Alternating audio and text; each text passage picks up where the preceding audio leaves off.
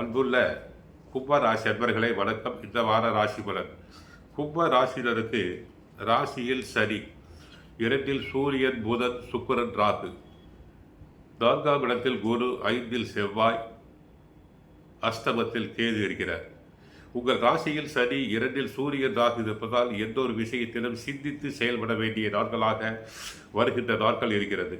தேவை இல்லாத அலைச்சல்கள் உண்டாகும். நெருங்கியவர்களால் நிம்மதி குறைவு உண்டாகலாம். நீங்கள் நல்லதாக பேசினாலும் அதனை மற்றவர்கள் தவறாக எடுத்துக்கொள்ளக்கூடிய வாய்ப்புகள் இருப்பதால் பேச்சில் சற்று பொறுமை தேவை.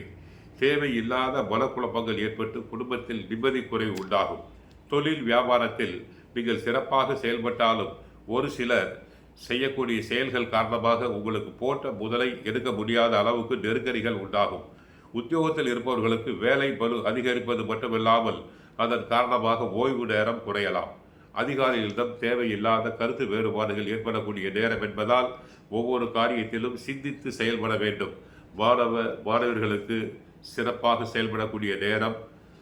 படித்த பாடங்களை பார்க்காமல் எழுதி பாருங்கள். 2இல் சுக்கிரன் இருப்பதும் சுகஸ்தானத்தில் குரு அமர்ந்து 10ஆம் இடத்தை பார்வையிடுவதும் சிறப்பு. தொழில் வியாபாரம் லாபகரமாகவே இருக்கும். புது வீடு வாங்கும் யோகம் அமையும். ஆரோக்கிய குறைபாடுகள் சற்று குறையலாம். குடும்பத்தில் சுபகாரியங்கள் நடக்கும். பெற்றோரால் நன்மை உண்டு. கோவில் தரிசனங்கள் உண்டு. பெரியோர்களின் ஆசைகள் உண்டு. தன குடும்ப ஸ்தானத்தில் ராகு இருப்பதால் அலைச்சலை குறைத்துக் கொள்ள வேண்டும். பங்கு சந்தை முதலிய துறைகளில் அதிக ஈடுபாடு காட்ட வேண்டாம். இன்னும் சிறிது நாட்களுக்கு நஷ்டம் ஏற்படும். மேல் அதிகாரிகளின் அழுத்தம் காரணமாக வேலையை விட்டுவிடும் என்றும் சிலருக்கு தோன்றலாம். 5இல் செவ்வாய், முன் கோபத்தை தவிர்க்க வேண்டும்.